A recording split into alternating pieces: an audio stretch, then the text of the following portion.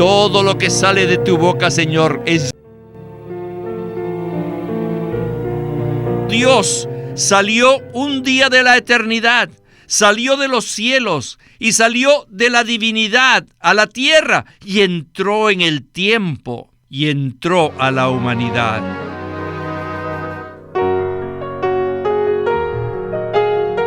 Bienvenidos al estudio Vida de la Biblia con Witness Lee, una presentación de Living Stream Ministry. Witness Lee fue un siervo del Señor durante más de 7 décadas y culminó su ministerio con el estudio Vida. El estudio Vida de la Biblia es un estudio para obtener más verdad y más revelación de las Santas Escrituras. Si desean obtener una copia impresa de cualquier libro del estudio Vida o un libro del ministerio de Watchman Nee y Witness Lee o la Santa Biblia versión recobro, pueden solicitarlos en línea al visitar nuestra página de internet libroslsm.com. Una vez más, libroslsm.com. En esta ocasión, en el estudio Vida de los profetas menores, llegamos al 8º libro, el cual es el libro de Habacuc. Habacuc es uno de los 12 profetas menores del Antiguo Testamento, y el pensamiento central de sus escritos es que el Dios justo juzgará tanto al malvado Israel como a los violentos caldeos. Habacuc dice que únicamente el justo vivirá por su fe, de modo que toda la tierra pueda conocer la gloria de Jehová, quien está en su santo templo, y de modo que aquel que le busca pueda cantarle en oración, en alabanza y con su confianza puesta en él. Como veremos, el versículo más destacado es Habacuc 2:4, el cual revela la siguiente frase maravillosa: el justo por su fe vivirá. Este versículo está relacionado con la salvación completa provista por Dios, es decir, la salvación de todo nuestro ser, espíritu, alma y cuerpo. Hablaremos de todo esto en este mensaje que hemos titulado Palabras de Introducción y el primer y segundo diálogo entre el profeta y Jehová. Y en esta oportunidad nos acompaña Eric Romero para ayudarnos con los comentarios. Saludos, Eric. Qué bueno tenerlo de regreso en el programa. Gracias, Víctor. Me alegra estar en el estudio Vida de Habacuc. Para estudiar este libro corto, que se compone de 3 capítulos, solo tendremos 2 mensajes. Y en el inicio ya hablé un poco acerca de la carga central de este libro. Así que quisiera pedirle que, por favor, nos desarrolle un poco más este tema central a manera de introducción. Con gusto. Fue de mucha ayuda poder tener esta frase con el pensamiento central de Habacuc. El Dios justo juzga tanto al malvado Israel como a los violentos caldeos. Al leer estos 3 capítulos de Habacuc, podemos ver un escenario, principalmente relacionado con Israel y con los caldeos. Israel, por supuesto, había sido malvado e infiel con respecto a Dios, quien les había enviado a los profetas durante varios cientos de años para tratar de hacerlos regresar a Él. Pero cuando Habacuc escribió, era cercano al tiempo en que Dios había enviado a los caldeos a invadir a Israel para llevar a cabo su disciplina sobre su pueblo. No obstante, los caldeos se excedieron y luego fueron muy ofensivos hacia Dios. Y el libro de Habacuc nos muestra que Dios decidió que iba a disciplinarlos a ellos también. Finalmente, aparece este maravilloso versículo en Habacuc 2:4 que dice: el justo por su fe vivirá. Este versículo aparece en medio de la situación donde Dios está a punto de disciplinar a Israel, y más adelante lo hace valiéndose de los caldeos. Habacuc vio toda esta situación y recibió la palabra de Dios. Y al final del libro, en el capítulo 3, versículo 18, se nos dice: con todo, yo exultaré en Jehová, me regocijaré en el Dios de mi salvación. Así pues, el profeta aún era capaz de cantar y exultar en medio de esa situación aparentemente tan negativa.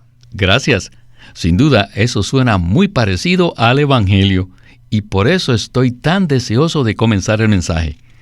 El Evangelio funciona de una manera muy similar, porque en medio de un trasfondo muy oscuro, Cristo viene y trae la salvación por medio de la fe, lo cual produce como resultado la exultación del pueblo de Dios. El versículo completo en Habacuc 2:4 dice lo siguiente: Ve, el que se hinche de orgullo no tiene el alma recta dentro de sí, mas el justo, por su fe, vivirá. Con este trasfondo, escuchemos ahora a Witness Lee y el estudio vida del libro de Habacuc. Adelante. Now we come to Habakkuk. Ahora llegamos a Habacuc. This is a short book of 3 chapters, Este es un corto libro de 3 capítulos, but it does have one verse. pero tiene un versículo que ha sido citado repetidas veces en el Nuevo Testamento, especialmente por el apóstol Pablo.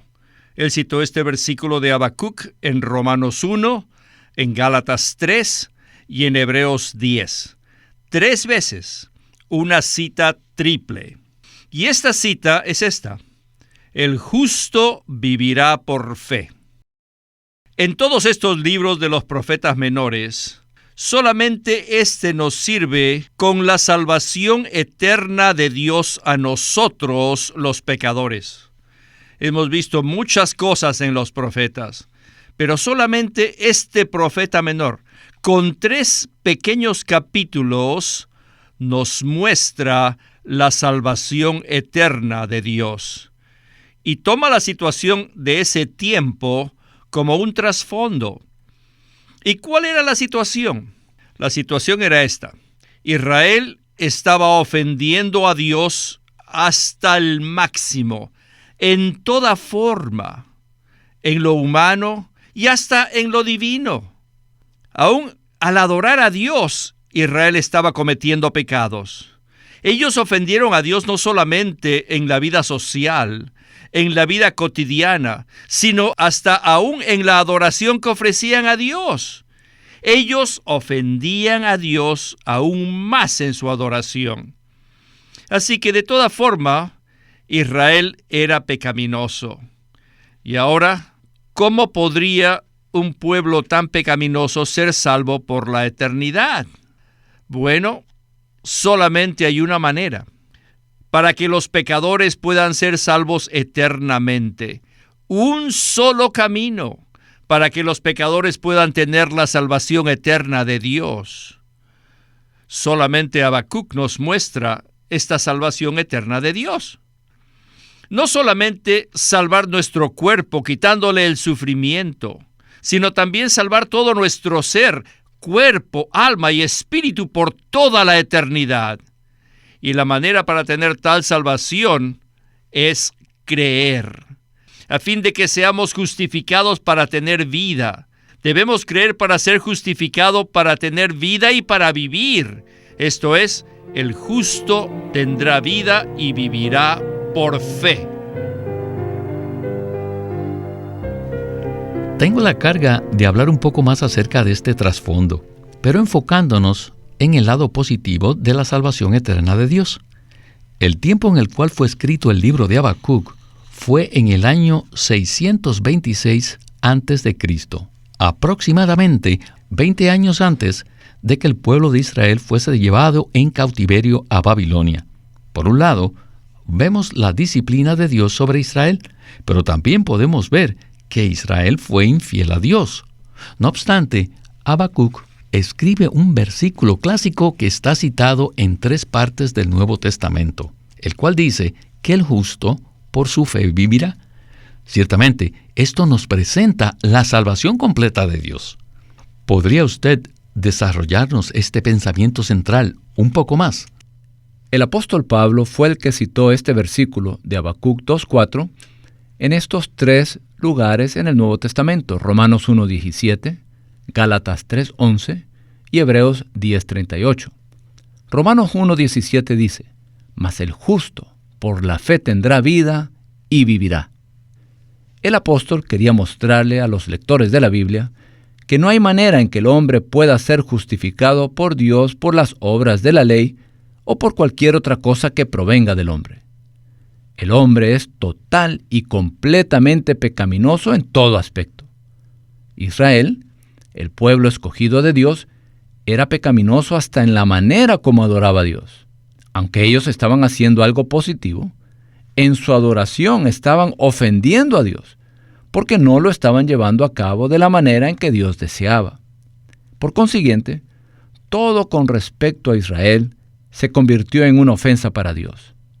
Pero los caldeos, aquellos que disciplinaron a Israel, se sobrepasaron en su trato y finalmente Dios también se ofendió con ellos. Sin embargo, en medio de esta situación, Habacuc dice que el justo por su fe vivirá. Esta es la manera en que Habacuc nos muestra que un pecador puede ser salvo y entrar en la salvación eterna de Dios. Dicha salvación no es meramente la salvación de nuestro cuerpo, sino de todo nuestro ser tripartito, es decir, nuestro espíritu, nuestra alma y nuestro cuerpo. Esta es la salvación que revela el Nuevo Testamento, y este versículo en Habacuc es muy claro. Lo primero que sucede cuando recibimos la salvación de Dios es que somos hechos justos. ¿Por qué? Porque en nosotros mismos no somos justos. Por consiguiente, por nuestra fe, al creer en el Señor Jesucristo, somos hechos justos por Dios. Él nos ha dado a Cristo como nuestra justicia, y esto abre el camino para que Dios se imparta a sí mismo en nosotros como vida, para que podamos tener la vida divina, y podamos vivir el resto de nuestros días por medio de Dios como nuestra vida. Esta es una salvación que no solo es eterna, sino completa, porque salva todo nuestro ser.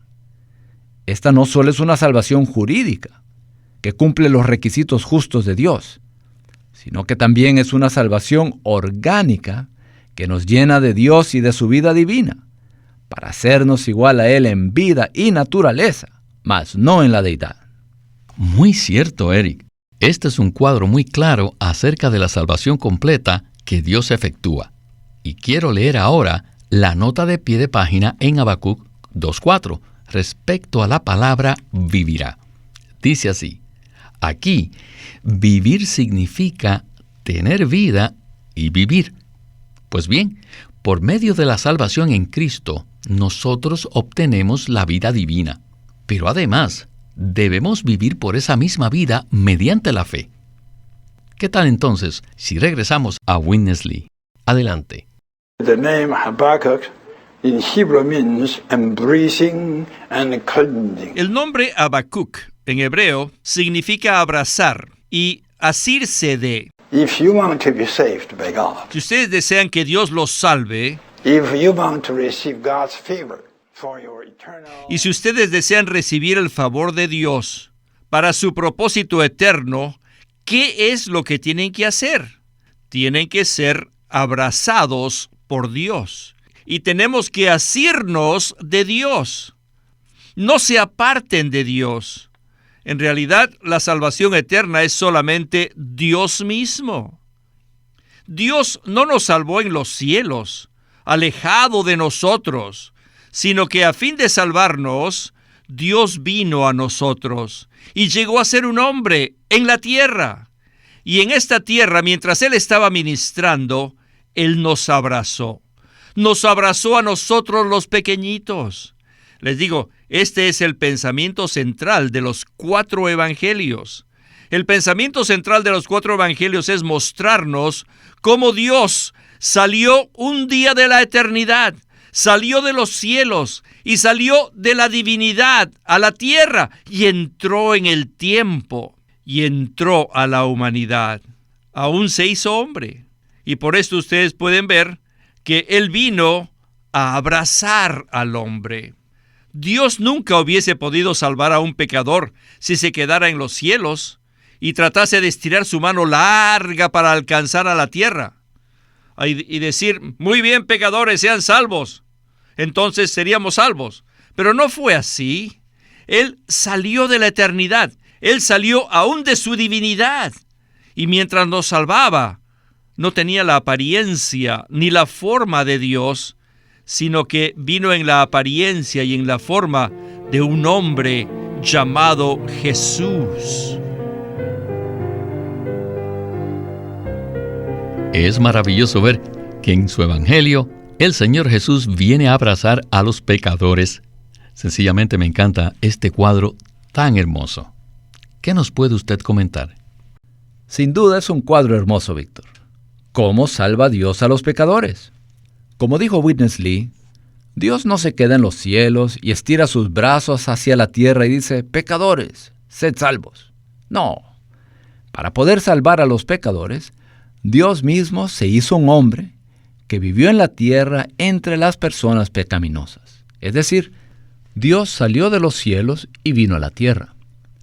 Puesto que Dios se encuentra en la esfera de la eternidad, tuvo que entrar en la esfera del tiempo para venir a ser un hombre. Jesús salió de los cielos y vino a la tierra, y en cierto sentido, salió de su divinidad y entró en la humanidad, tal como dice Filipenses capítulo 2, versículos 6 y 7.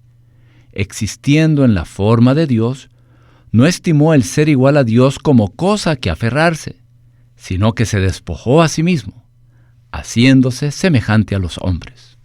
O sea, antes de encarnarse como hombre, Jesús era Dios y existía en forma de Dios, y luego se apareció como hombre y caminó en la tierra en medio de toda clase de personas pecaminosas. Al hacer esto, el Señor Jesús, como Dios, abrazó a los pecadores. Los 4 evangelios están llenos de historias acerca de la manera como el Señor abrazó a los pecadores. Él comió con ellos, bebió con ellos y era su amigo. Y como respuesta a su abrazo, los pecadores se asieron a Jesús. Lucas 19 narra la historia de Zaqueo. Zaqueo era un pecador típico en aquellos días. Era un recolector de impuestos, deshonesto, que extorsionaba a las personas. Pero un día el Señor Jesús visitó su ciudad, y Zaqueo se trepó a un árbol para poder verlo mejor. Entonces el Señor pasó a su lado y le dijo, Zaqueo, baja rápido, que hoy voy a quedarme en tu casa. Zaqueo bajó rápidamente y recibió al Señor en su casa con mucho gozo. Pues bien, este es un cuadro maravilloso acerca de la manera como el Salvador abrazó al pecador Zaqueo. El Señor pudo haber seguido de largo y no decirle nada, pero lo abrazó. Y entonces Zaqueo se asió de él para recibirlo como su Salvador. ¡Qué salvación tan maravillosa! La salvación que el Señor nos brinda no es simplemente una especie de asistencia desde la distancia. No, la salvación que el Señor nos brinda es Él mismo como vida. El Señor Jesús le dijo a Zaqueo, en este día, la salvación ha llegado a tu casa. ¿Quién es entonces la salvación? La salvación es el propio Señor Jesús. Cuando recibimos la salvación, recibimos a esta persona. Esto es maravilloso. El propio Señor Jesús viene a abrazarnos, a limpiarnos y como respuesta nos asimos de Él y lo abrazamos. ¡Qué estupendo cuadro acerca del Evangelio! Ciertamente es un cuadro admirable. Entramos en una relación con esta persona en la cual Él nos abraza y nosotros nos asimos de Él. Lo disfrutamos, vivimos por medio de Él y en todo llegamos a ser uno con Él. Es verdad. Bien, regresemos a Witness Lee para escuchar una palabra de conclusión muy significativa. Adelante. This is the central thought. Este es el pensamiento central. The righteous God will judge both. El Dios justo juzgará al malvado Israel y a los caldeos violentos, y solamente el justo vivirá por su fe. El trasfondo era que todos estaban bajo el juicio de Dios, no solamente las naciones, sino también los elegidos, o sea, Israel. Todos estaban bajo el juicio de Dios. Y ahora, ¿cómo podríamos escaparnos del juicio de Dios? Y el juicio de Dios significa que nosotros debemos morir. Eso es lo que significa el juicio de Dios. nosotros deberíamos morir. Y no importa si somos judíos o si somos gentiles, todos nosotros vamos a morir. Entonces, ¿cómo podemos escaparnos de esto? Por medio de creer. Por medio de creer en la corporificación de Dios, que es Cristo, a fin de que seamos hechos justos. Podemos ser justificados, y para ser justificados simplemente somos hechos justos, y esto es tener vida y vivir. Entonces ahora pueden ver que el trasfondo era esta clase de situación. En ese tiempo, cuando esta revelación fue introducida por medio de Habacuc, todo el linaje humano, no importaba si eras judío o gentil, iban a morir. Este era el destino de todos, ¿no es verdad? Entonces, ¿cómo podríamos escaparnos de esta muerte? Y la respuesta fue, por medio de creer. Entonces aquí tenemos justicia, fe y vida. Estas tres palabras son los elementos que forman la lógica que tenía Pablo acerca del Evangelio, acerca de la salvación eterna de Dios. Justicia, fe y vida para que vivamos. ¿No es verdad? Necesitamos la justicia, la fe y la vida para poder vivir. Sin embargo, si no conocemos nuestro trasfondo como pecadores, será imposible darnos cuenta acerca de nuestra necesidad. Eso me recuerda de Romanos 3, 23 al 24, que dice, porque todos han pecado y carecen de la gloria de Dios, siendo justificados gratuitamente por su gracia mediante la redención que es en Cristo Jesús. Sin duda, no podemos separar lo que hemos escuchado en Habacuc del Evangelio de Dios en el Nuevo Testamento a través de Pablo. ¿Verdad, Eric? Así es. Como dijo Witness Lee, el libro de Habacuc revela la situación de que tanto Israel como los caldeos estaban bajo el juicio de Dios. Este es un cuadro de la situación de la totalidad del linaje humano. Las personas religiosas se encontraban bajo el juicio de Dios, y las no religiosas, representadas por los caldeos, también estaban bajo juicio. Pablo indica esto claramente al inicio de su primera epístola, la epístola a los Romanos. Allí utiliza 2 capítulos y medio para mostrarnos que toda la humanidad se encuentra bajo el juicio justo de Dios. Y este juicio requiere que el hombre muera, no solamente físicamente al final de su vida humana, sino eternamente en el lago de fuego. En esto consiste el juicio justo de Dios sobre toda la humanidad. Pero existe una manera en que el hombre puede escapar del juicio de Dios y así vivir. Dios desea que el hombre viva. Dios desea que el hombre tenga vida eterna y que viva mediante esa vida, la cual es la propia vida eterna de Dios. Este es el deseo de Dios para el hombre. Entonces, ¿cómo puede el hombre pecaminoso, que está bajo el juicio de Dios, escapar de este terrible juicio y cumplir la intención original de Dios? La única manera es mediante la fe. Tenemos que creer en el Señor Jesucristo. No podemos creer en nosotros mismos y en nuestra propia habilidad para ser justos delante de Dios. Necesitamos ver que nuestra justicia es como trapos de inmundicia, que jamás puede pasar la prueba del estándar de la justicia de Dios. La única manera en que podemos ser justos delante de Dios es creer en el Señor Jesús. En el momento en que creemos, Cristo llega a ser nuestra justicia y nuestra vida. Esto nos permite vivir por medio de esta vida divina por toda la eternidad. Así es, Eric. Hay un versículo del Evangelio muy conocido en Juan 3:16 que dice así: porque de tal manera amó Dios al mundo, que ha dado a su Hijo unigénito, para que todo aquel que en Él cree no perezca, mas tenga vida eterna. Actualmente tenemos esa vida eterna en nosotros para que así podamos vivir cada día mediante la vida divina. Gloria al Señor por este mensaje tan animante. Aunque quisiera continuar hablando de este tema tan maravilloso, el tiempo del programa se nos agotó. Muchas gracias, Eric, por acompañarnos en el estudio Vida de la Biblia con Witness Lee. Gracias. Ha sido un gozo participar en este mensaje. Este es Víctor Molina, haciendo la voz de Chris Wilde, Eric Romero, la de Bob Danker, y Walter Ortiz, la de Witness Lee.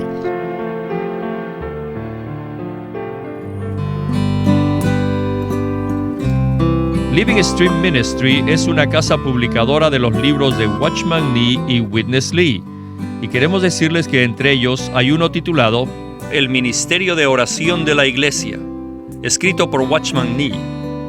Este libro presenta qué clase de ministerio de oración debe tener la iglesia en un mundo que necesita a Dios desesperadamente. Muchas veces Dios parece estar limitado e impedido a realizar su propósito, y a pesar de las constantes necesidades, su capacidad no tiene límite. Sin embargo, existe un límite a lo que Él está dispuesto a hacer sin la cooperación de la iglesia por medio de oración. La oración de la iglesia tiende los rieles sobre los cuales Dios puede desplazarse para cumplir su propósito eterno. En el ministerio de oración de la iglesia, Watchman Nee presenta los principios bíblicos relacionados con la clase de oración que ata en la tierra lo que es atado en el cielo y desata lo que se desata en el cielo. Mediante la oración de la iglesia, todo límite y todo estorbo al cumplimiento de la voluntad de Dios puede ser eliminado. Esperamos que todos puedan leer este libro llamado El Ministerio de Oración de la Iglesia, escrito por Watchman Nee. Queremos animarlos a que visiten nuestra página de internet, radiolsm.com. Puede escuchar en forma gratuita todos los programas radiales del Estudio Vida o leer en línea los libros del Estudio Vida en forma gratuita en nuestra página de internet, radiolsm.com.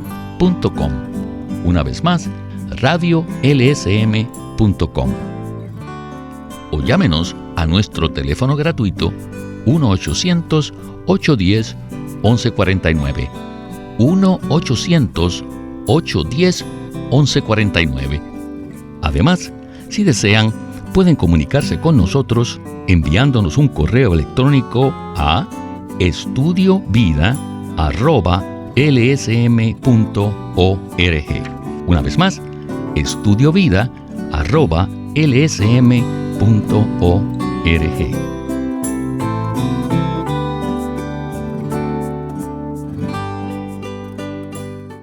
Dulce a mi paladar. Esto no es algo legalista, sino algo dulce a nuestro paladar. Cada vez que leemos la Biblia, cualquier página, cualquier pasaje, esto nos suministra, nos nutre, nos fortalece, nos ilumina. Así que cada vez que venimos a este libro, con un corazón dispuesto, inmediatamente podemos tocar algo divino. No solamente el pensamiento, el concepto, el conocimiento, no solamente unas palabras o unas frases, sino algo más profundo. Nosotros tocamos lo que Dios es.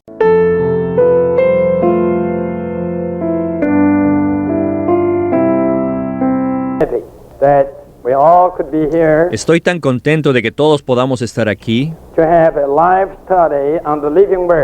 para tener un estudio vida de la palabra viva. La Biblia tomó 1600 años para que fuese completada.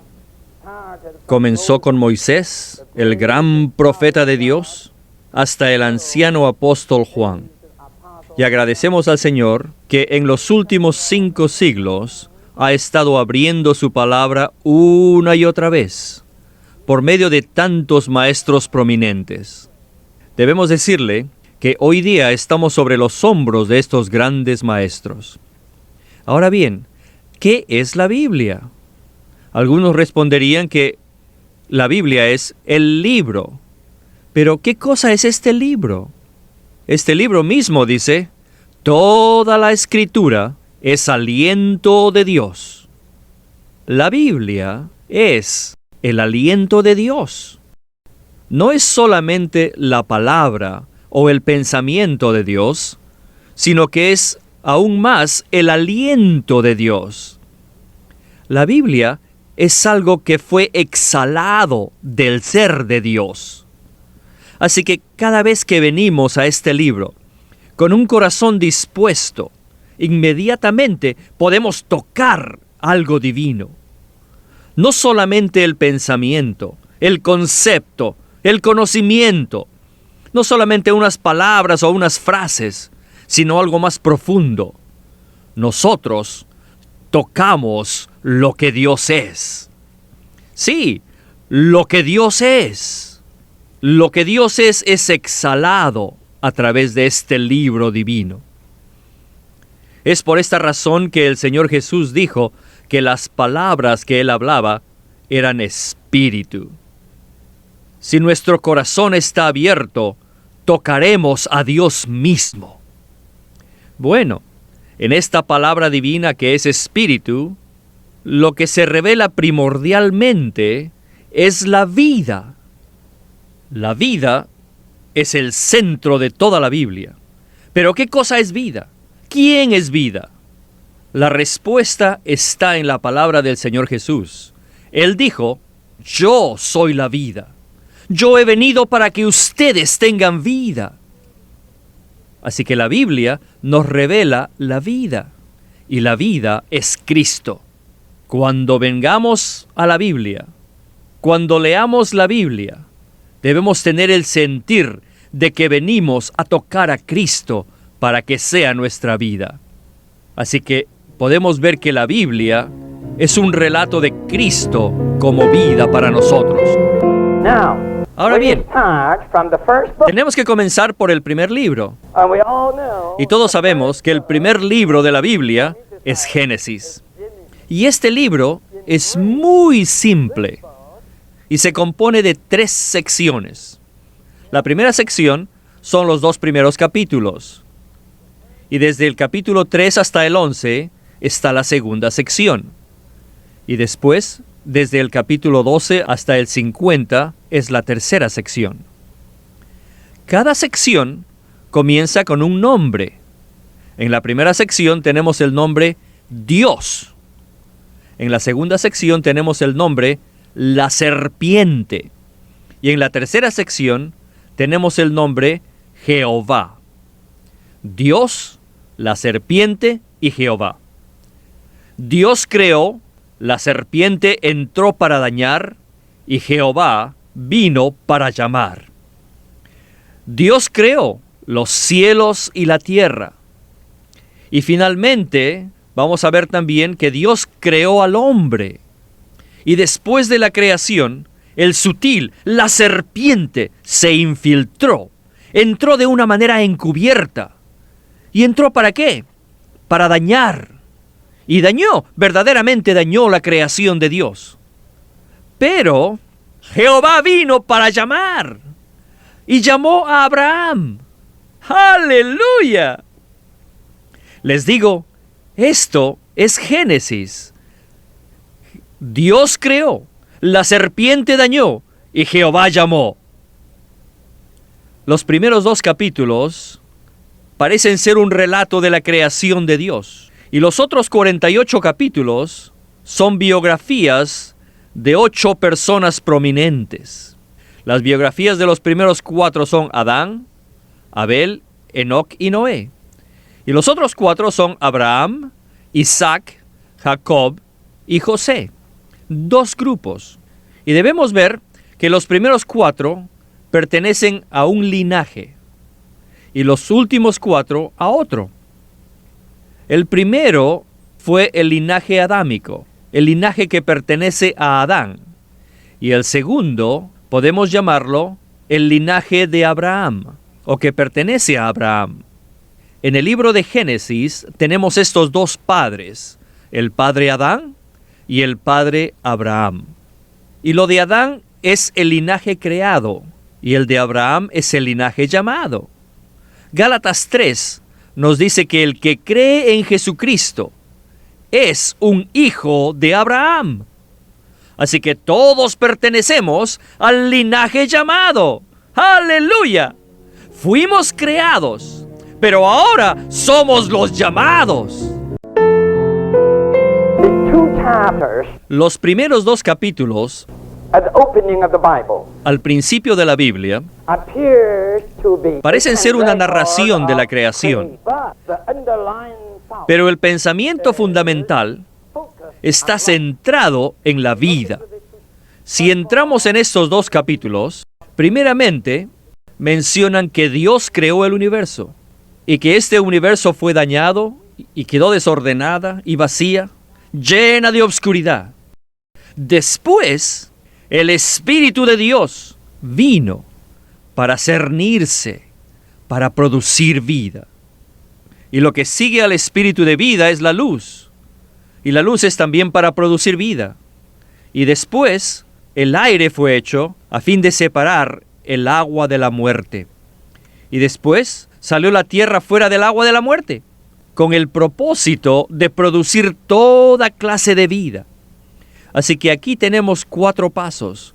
Número 1, el Espíritu entró. 2, la luz vino. Número 3, el aire fue hecho. Número 4, la tierra salió del agua de la muerte. E inmediatamente después vemos toda clase de plantas, todo tipo de vida que fueron producidas en la tierra.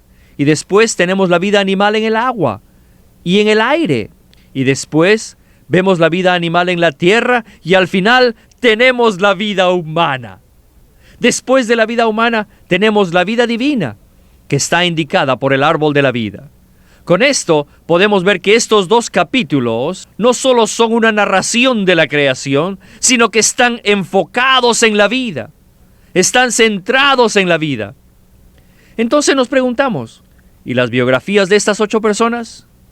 Bueno, si leemos Génesis cuidadosamente una vez más, nos sorprenderá ver que estas biografías no dicen mucho acerca de las obras o de lo que hicieron estas 8 personas. La Biblia nos dice solo un poquito de lo que hizo Adán. ¿Usted sabe cuánto tiempo vivió Adán? Sí, vivió 930 años. 930 años es un tiempo muy largo. Si yo escribiese una biografía de una persona que vivió 930 años, me tomaría miles y miles de páginas para contar lo que hizo y cuál fue su trabajo. Pero la Biblia solo nos narra cómo anduvo en la presencia del Señor. Eso es todo. Este libro no es un libro de creación, ni tampoco es un libro de biografías. La Biblia es un libro de vida.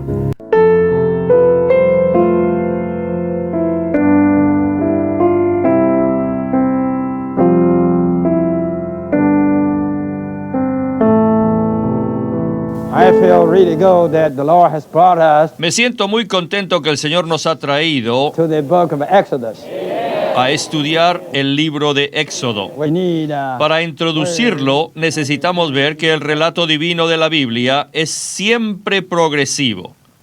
Dios no habló una vez y por siempre, sino más bien de una forma progresiva. Desde Génesis hasta Apocalipsis, desde el principio hasta el final de la Biblia, sabemos que los 66 libros de las Escrituras fueron escritos durante un período extenso de 1600 años. Él no habló de una vez por todas, sino muchas veces. Así es que, al leer la Biblia, necesitamos ver que la Biblia abarca todos estos libros de una manera progresiva.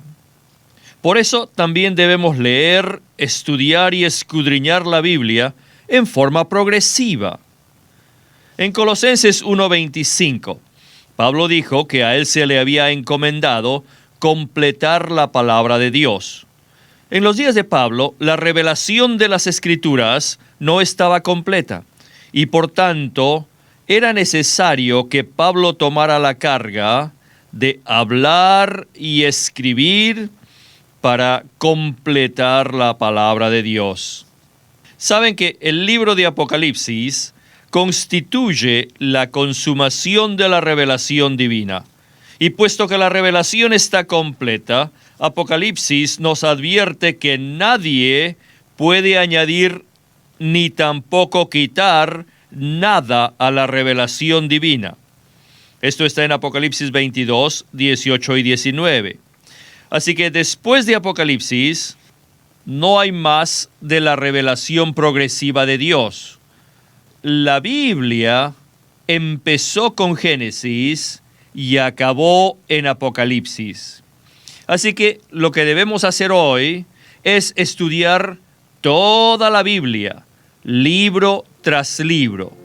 Y ahora empezamos el segundo libro, Éxodo. Éxodo continues Genesis. es la continuación de Génesis. In writing, En los escritos es así. Y en la historia, o sea, cronológicamente, el pensamiento también es así. Después de los patriarcas están Abraham, Isaac y Jacob. Luego tenemos los hijos de Israel, que son la continuación de Jacob. Por eso, al ver a estos hijos de Israel en Egipto, casi todos los eruditos de la Biblia concuerdan que lo que está revelado en Éxodo es la continuación de Génesis. Pero en nuestra experiencia, el cuadro que nos da este segundo libro no es la que sigue después de la experiencia de Abraham, Isaac y Jacob. Miren, les daré una comparación entre estos dos. En Génesis tenemos un panorama de las 3 secciones básicas que componen nuestra experiencia espiritual, pero solo nos presenta un lado o una línea. Nuestra experiencia espiritual tiene 2 lados. Ahora, Éxodo nos presenta el otro lado, la otra línea. En la experiencia espiritual, Génesis, por decirlo así, nos muestra el frente y Éxodo nos muestra la parte de atrás. Por ejemplo, en Génesis no vemos un cuadro completo de nuestra salvación. ¿Hay algún capítulo o versículo en la historia de Abraham acerca de la redención? No. ¿O en Isaac? Tampoco. ¿En Jacob hubo algún cuadro de la redención de Dios? No. Entonces, ¿dónde fueron redimidos? ¿Dónde? Les digo, fueron redimidos en Éxodo. Así que en este libro tenemos otro lado, otra línea. Y no es el del lado del llamamiento, sino el lado del Redentor. Cuando lleguemos allí veremos un cuadro hermoso de la redención. Tenemos un cuadro completo de la cruz que no se encuentra, pero ni aún en el Nuevo Testamento. Otro punto, la sangre. Miren, ni en el Nuevo Testamento tenemos un cuadro tan vívido de la sangre como en Éxodo. ¡Qué fuerte que es! ¡Qué poderosa que es la sangre del Cordero! En este libro también tenemos al Señor que nos guía.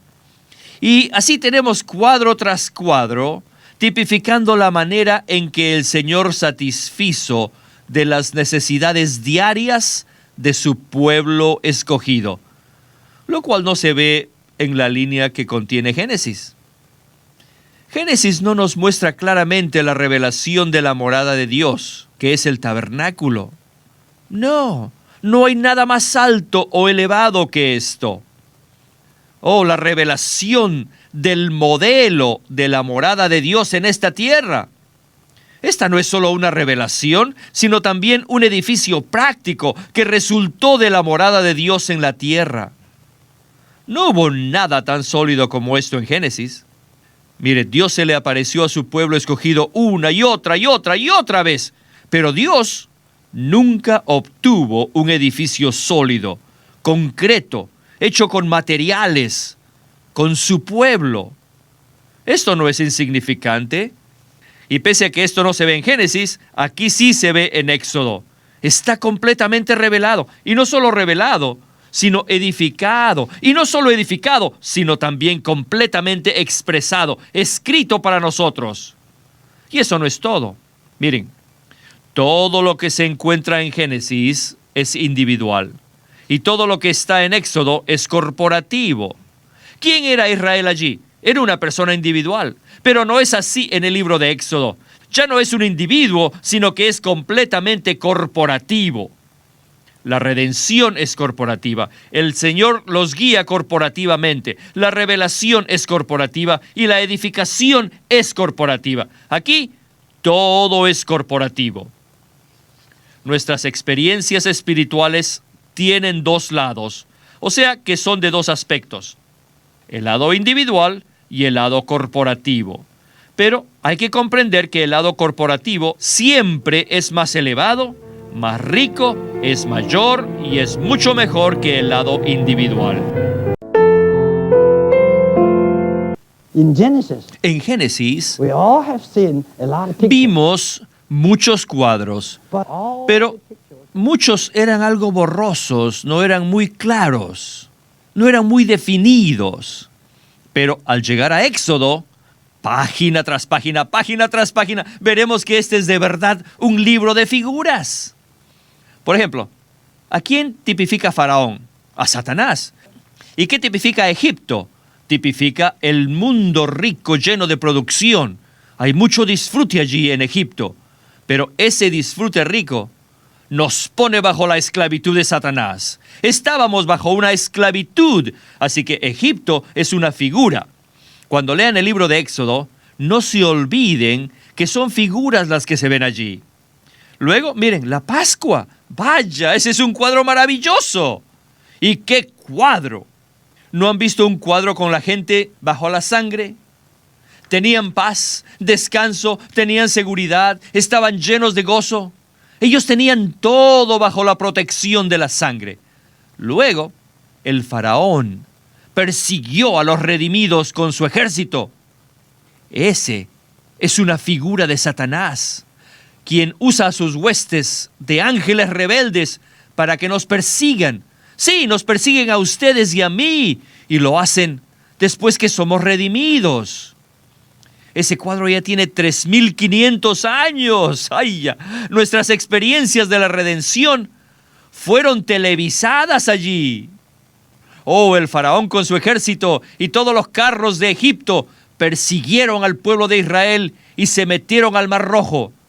Y el Mar Rojo, que estaba abierto, se convirtió en tierra seca para usted y para mí. Y marchamos triunfantes y pasamos. Pero Dios enterró a ese ejército maligno. Todo este libro está lleno de figuras. Cuando Dios vino a llamar a Moisés, le dio la visión de una zarza que ardía, pero que no se consumía. ¿Qué significa eso? Significa que Dios nos llama, pero nunca usa nuestro hombre natural como combustible. Luego, en la jornada por el desierto, tenemos el maná, la peña herida con el agua que brota. Oh, todos estos son cuadros. Y luego avanzamos al tabernáculo. En todas partes son cuadros, son figuras.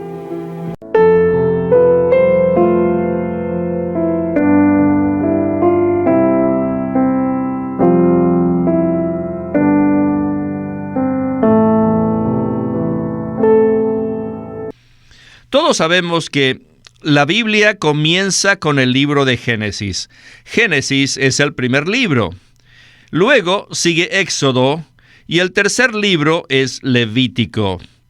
Y ahora en este mensaje estamos comenzando con este tercer libro. El libro de Génesis nos revela dos cosas. Primeramente, la creación de Dios y segundo, la caída del hombre. En el primer versículo podemos ver la creación de Dios y en el último versículo podemos ver el resultado de la caída progresiva del hombre en 4 pasos. Y este resultado es una persona en un ataúd en el mundo, en Egipto. Y esta es la clara revelación en Génesis. Entonces, ¿qué encontramos en el segundo libro? En primer lugar, el libro de Éxodo nos revela la redención de Dios y también la edificación de su habitación. Al final del segundo libro, podemos ver un tabernáculo. Y ahora en el tercer libro, en su primer versículo, nos habla acerca de la tienda de reunión, donde los redimidos de Dios se reunían con Dios. Para Dios era el tabernáculo, la morada de Dios, mientras que la tienda de reunión era para el pueblo, era donde se reunía el pueblo. El segundo libro termina con el tabernáculo de Dios y el tercer libro se inicia con la tienda de reunión. En Génesis, Dios estaba en los cielos y ahora en Levítico, Dios está en el tabernáculo. In the first book, in Genesis, En el primer libro de Génesis, where was God? ¿dónde estaba Dios? Generally speaking, Hablando de manera general, Dios se encontraba en los cielos. Ahora, ¿dónde se encontraba Dios en el libro de Éxodo? Según el relato de Éxodo, Dios se encontraba en el monte Sinaí. Dios había descendido de los cielos al monte Sinaí para permanecer y llevar a cabo la obra de edificar su habitación en la tierra. Y ahora, ¿dónde se encontraba Dios en el libro de Levítico? Les digo que en este libro podemos ver que Dios entró en el tabernáculo, en la tienda de reunión, y habitó allí. El primero y el último versículo de Levítico nos indican que todo el libro es un relato acerca del hablar de Dios. Y este hablar de Dios, que se inició desde el primer versículo, no se llevó a cabo en los cielos, ni tampoco se llevó a cabo en el monte Sinaí, sino en el tabernáculo.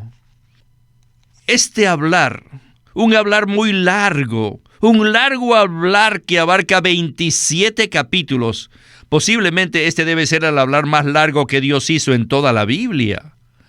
En este libro de 27 capítulos, lo principal es el hablar de Dios, pero este hablar fue hecho en el tabernáculo. Y hoy día, ¿cuál es el tabernáculo de Dios en la tierra? Pues es la iglesia. Según el principio de la tipología, Dios todavía habla en su iglesia como su tabernáculo.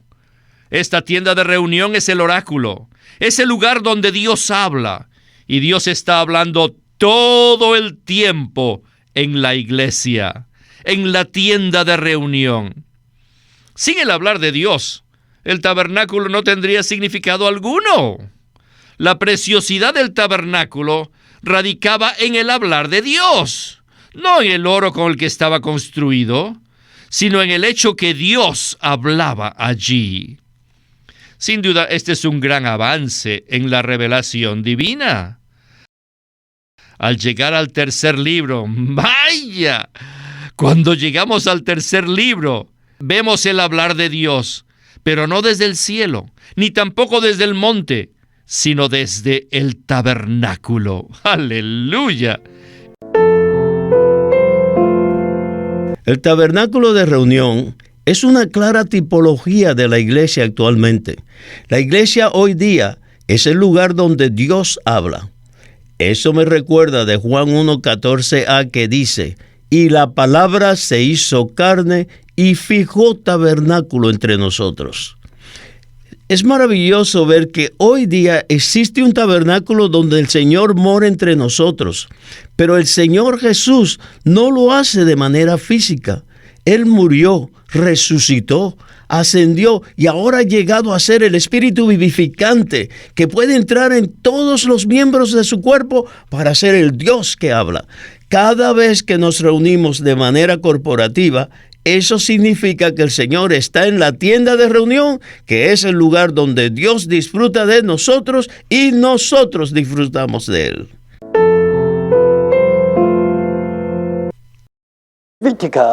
Levítico is an advancement es un avance en la revelación divina acerca del hablar de Dios, desde el monte Sinaí hasta su hablar en el tabernáculo.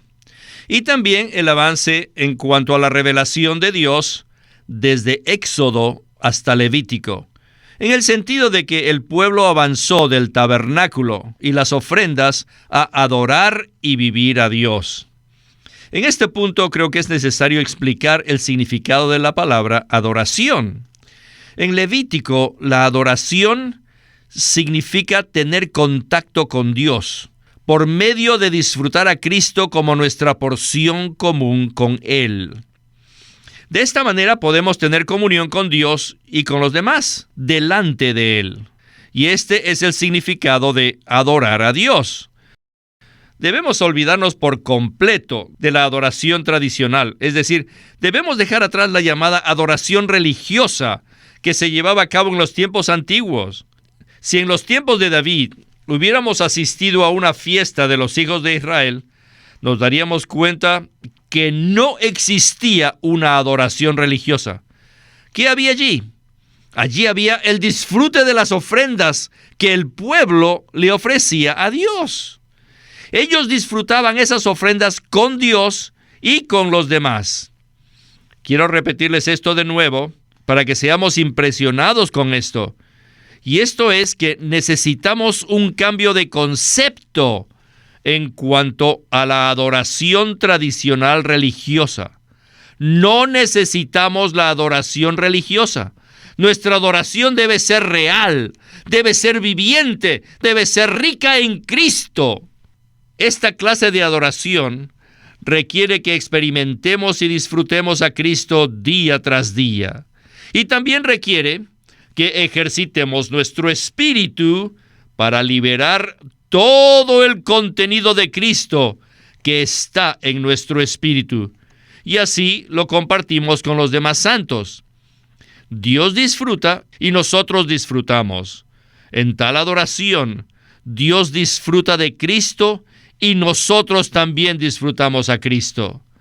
En esto consiste el avance de la revelación divina en este libro. Así que supongamos que en una reunión contactamos a Dios a través de disfrutar a Cristo como nuestra porción común con Dios y con los demás. Después de la reunión, estaremos santificados y tal reunión resultará en un vivir cotidiano santo. Entonces no seremos simplemente adoradores santos, sino personas santas que viven de manera santa diariamente. Les digo, queridos santos, este es el avance de la revelación de Dios en el libro de Levítico. Pasamos de la creación a la redención a través de la caída, y de la redención hasta la habitación de Dios, donde adoramos a Cristo de esta manera que ya les expliqué. Y a partir de esta adoración surge un vivir santo en nuestra vida diaria. Por tanto, en este libro, Dios no solo tiene una habitación en la tierra, sino también tiene un pueblo que le adora, que le contacta y disfruta a Cristo como su porción común con Él y con los demás, lo cual produce como resultado un vivir santo que expresa a Dios. Este es el verdadero avance de la revelación divina.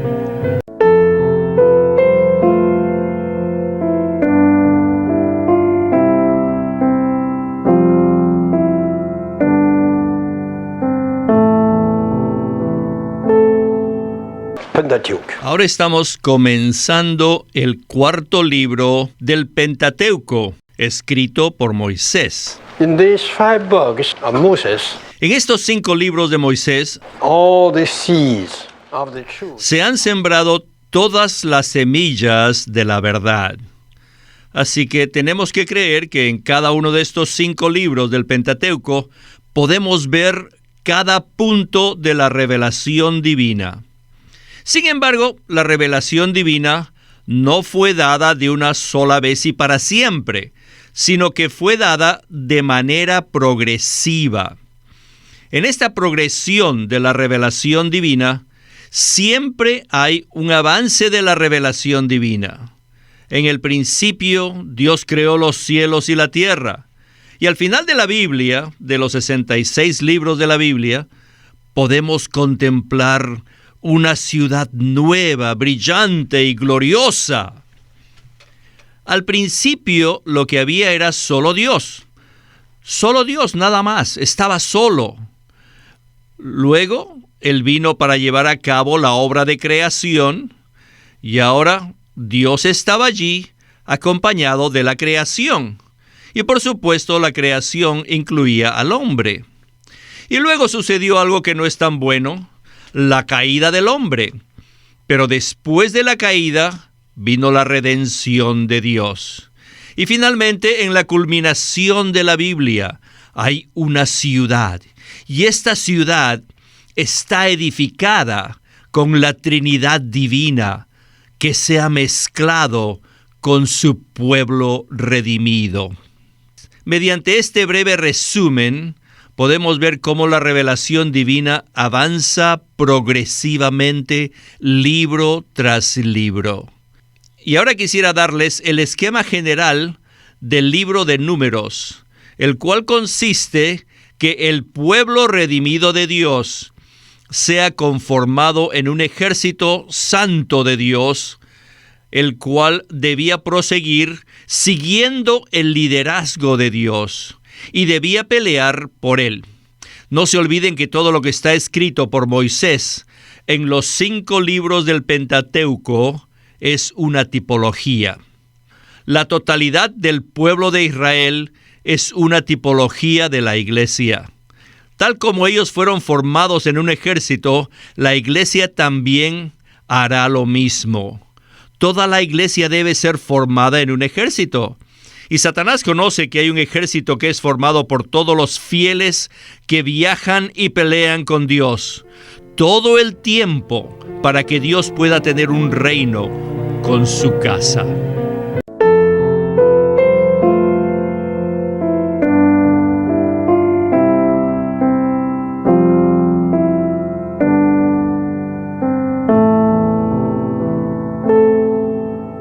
Deuteronomy is a book, Deuteronomio es un libro nearly all together in plain words. escrito primordialmente en palabras simples. It seems there's no... Parece que no tiene tipos, no tiene figuras, ni sombras.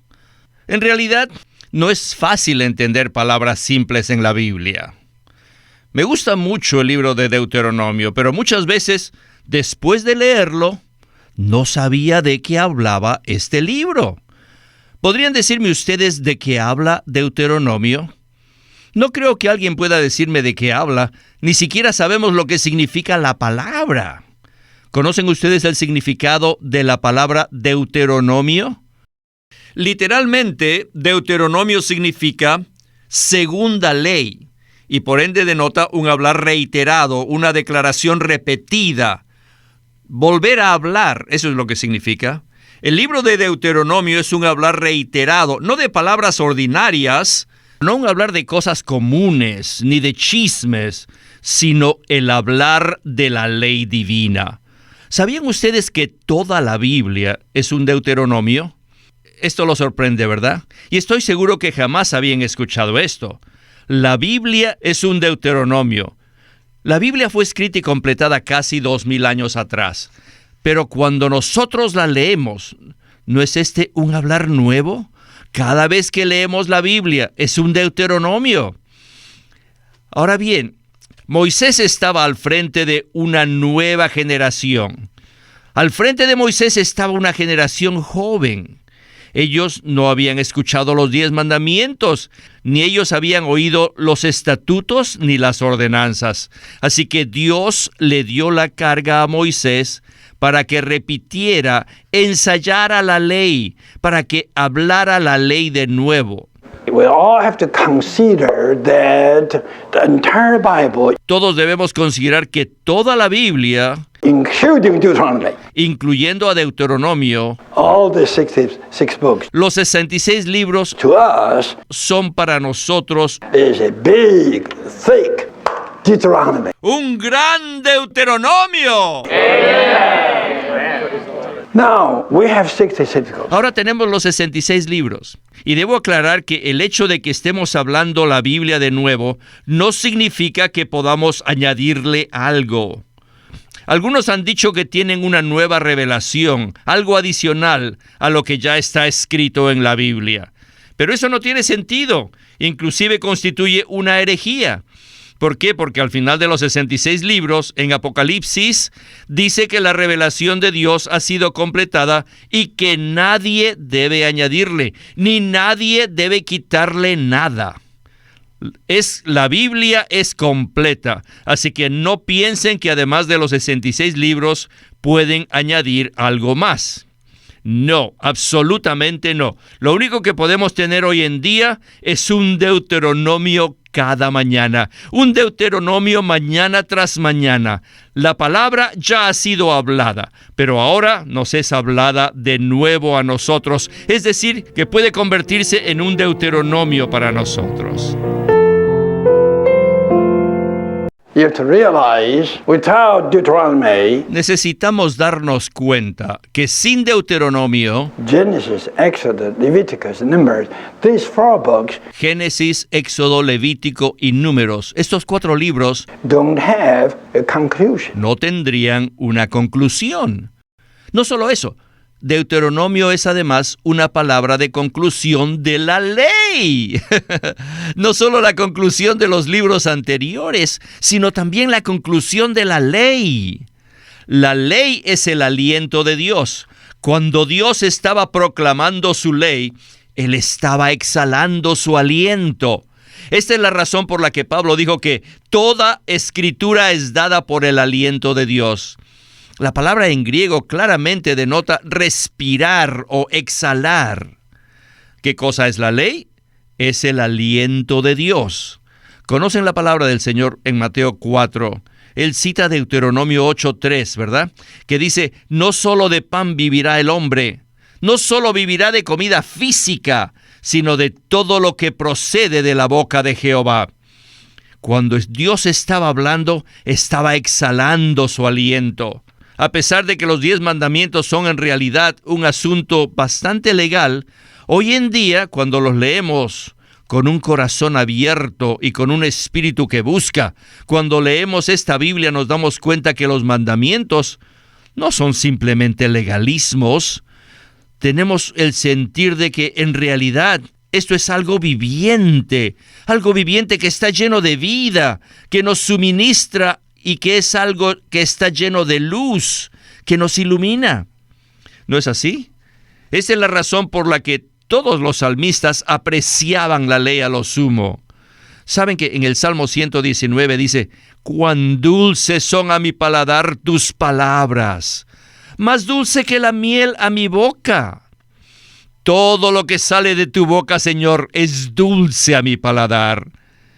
Esto no es algo legalista, sino algo dulce a nuestro paladar. Cada vez que leemos la Biblia, cualquier página, cualquier pasaje, esto nos suministra, nos nutre, nos fortalece, nos ilumina. Pero si leemos el periódico, cada palabra nos mata, ¿no es verdad? Pero cuando venimos a la Biblia, en cualquier página, aún las líneas que nos hablan de Satanás, nos dan luz, nos iluminan, nos nutren tanto y resplandecen tanto sobre nosotros.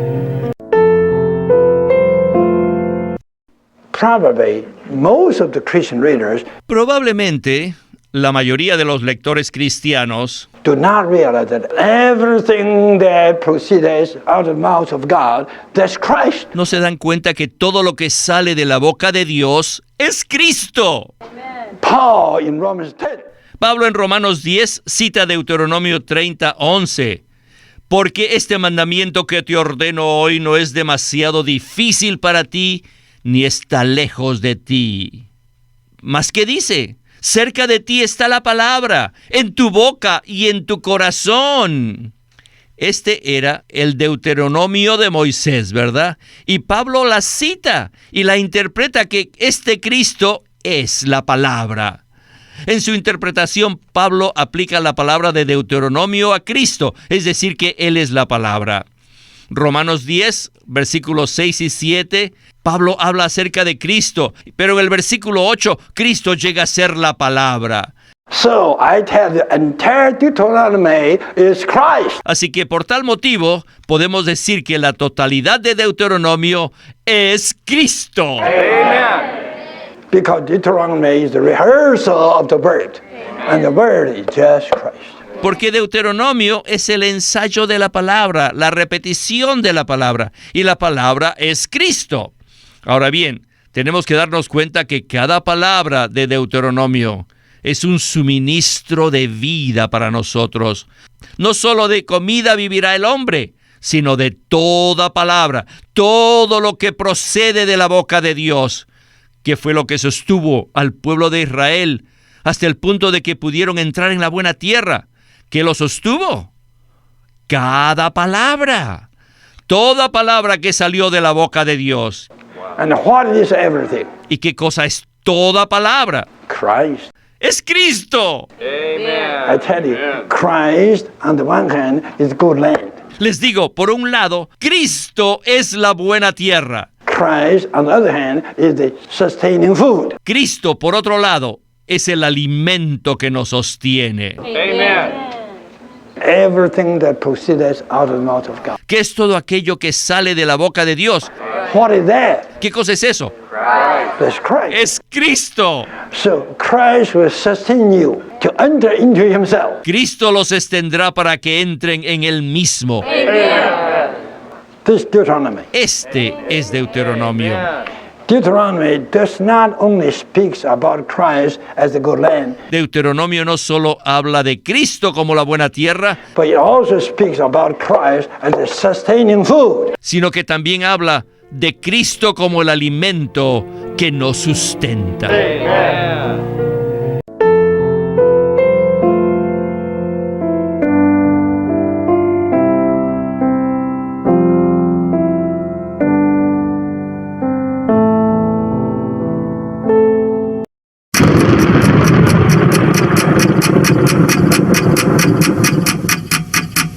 El Vigilante.